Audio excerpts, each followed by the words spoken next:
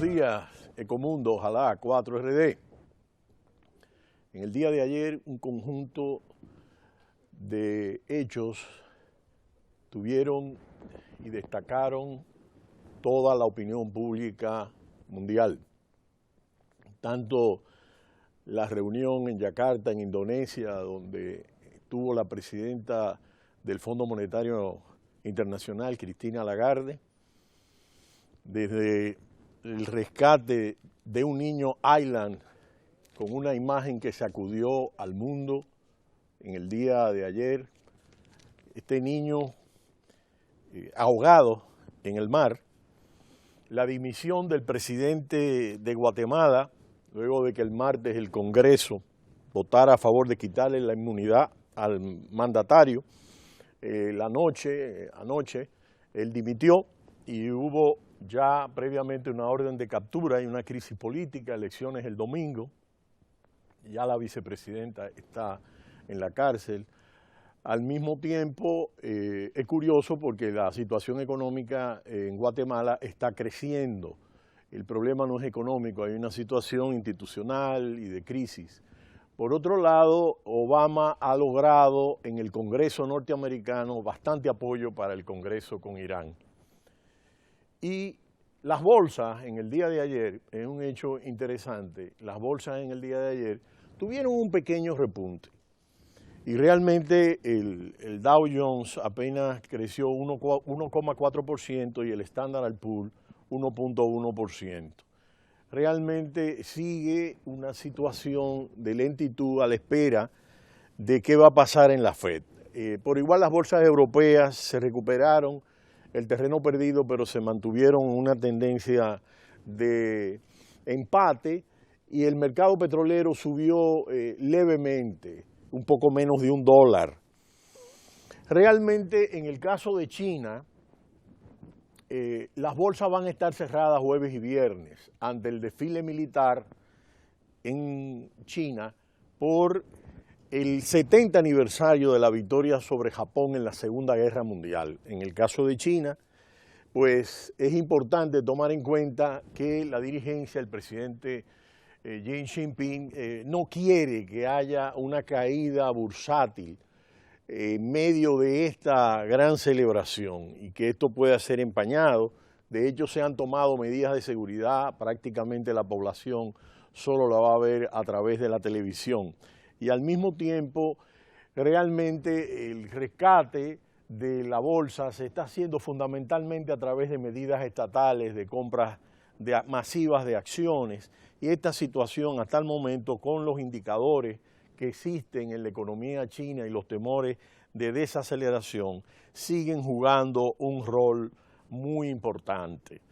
En el día de ayer también Nicolás Maduro, el presidente de Venezuela, estuvo en China, firmó un acuerdo de $5.000 millones para tratar de financiar a PDVSA. Realmente una situación muy crítica la que vive Venezuela, con una disminución de un 60% en sus ingresos petroleros, y ellos tienen un acuerdo en donde buena parte de la deuda se paga y se amortiza en petróleo, pero a medida que el precio baja, pues los volúmenes de petróleo hay que aumentarlos. La deuda de Venezuela con China asciende a $50.000 millones. Ya venía de Vietnam y en Vietnam está buscando alimentos. Cuando vamos a la reunión de Yakarta, en Indonesia, la presidenta del Fondo Monetario Internacional, Christine Lagarde, es importante su declaración. Realmente en vísperas de la reunión del G20, ella llama a evitar un frenazo económico y llama a los bancos centrales a que mantengan las políticas de apoyo al crecimiento.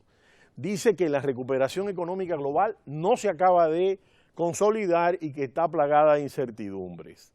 Dice que el crecimiento mundial perdió fuerza en el arranque del 2015 y verdaderamente el repunte de la economía norteamericana fue débil el primer trimestre en relación al 2014, y la desaceleración china va a tener y abonar el segundo semestre de cierto pesimismo, además de la disminución del crecimiento con honrosas excepciones y puntos luminosos como el de Estados Unidos, pero esto no logra impactar en la economía mundial. Al mismo tiempo hace un llamado específico, sobre todo cuando en el día de hoy se celebra la reunión mensual del Banco Central Europeo.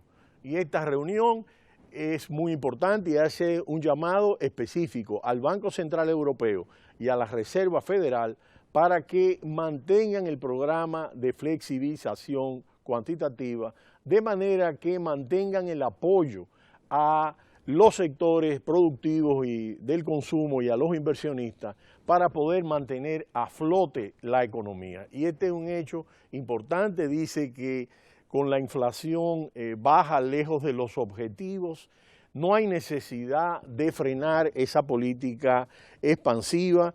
Estados Unidos ha mantenido durante 10 años la Reserva Federal que vemos ahí en pantalla, tasa de interés en cero, y este es un elemento donde el Fondo Monetario Internacional ha pedido abiertamente a la Reserva Federal que se mantenga con cuidado, porque este es un elemento significativo.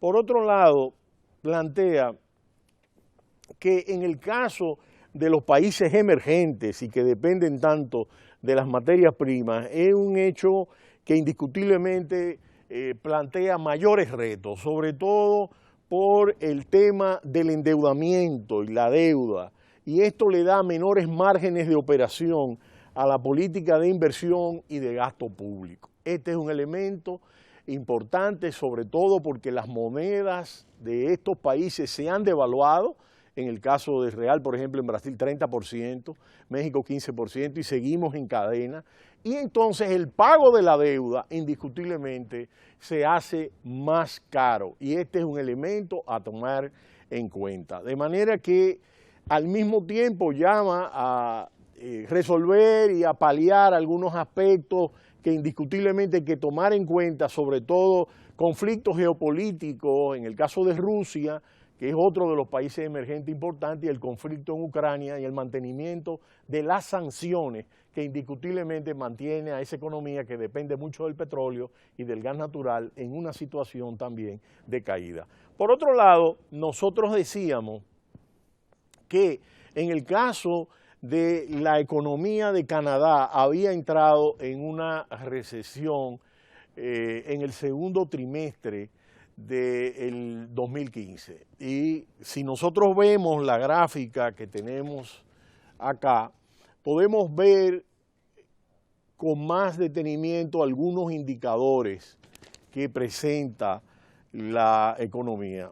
Si nosotros vemos la dependencia, la alta dependencia de la economía de los precios del petróleo, vemos en la trama de arriba el peso significativo que tiene la producción de petróleo en el caso de Canadá. Al mismo tiempo, la segunda trama son los productos minerales, de manera que energía y minerales es un componente muy importante de las exportaciones.